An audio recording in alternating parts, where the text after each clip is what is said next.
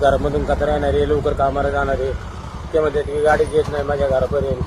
10 वाजता गाडी येते, 11 वाजता गाडी आम्ही घरी जाणार कामाला. त्यामुळे की कचरा लवकर टाकतात रोडवर. त्याच्यामुळे प्रॉब्लेम होतो कचरा उचलायचा. गाडी आल्यानंतर गाडी मोकळी जाते, कचऱ्यामध्ये गाडीमध्ये कचरा टाकीत नाही. दिघी गावचे रहिवासी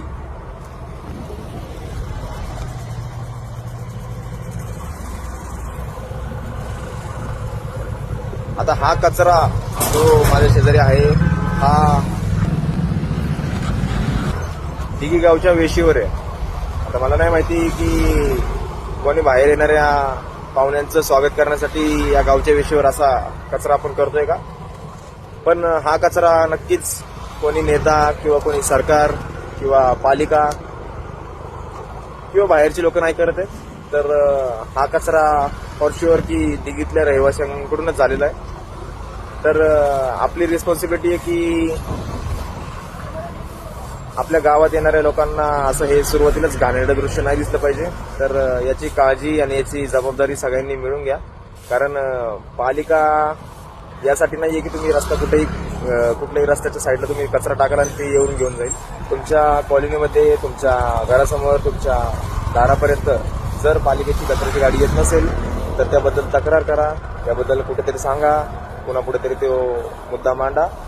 पण त्यामुळे तुम्ही असं घाणेरडं कृत्य नाही करू शकत की गैरजण देऊन की आमच्या कॉलनीमध्ये कचऱ्याची गाडी येत नाही.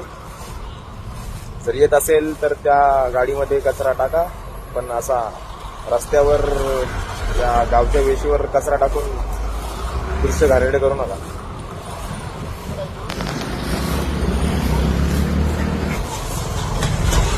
या लोकांची पण थोडीशी काळजी घ्या की आहेत हे सरकारी नोकर आहेत, पण तुमच्या या घाणेरड्या कृत्याला साफ करण्यासाठीचे नोकर नाही ते.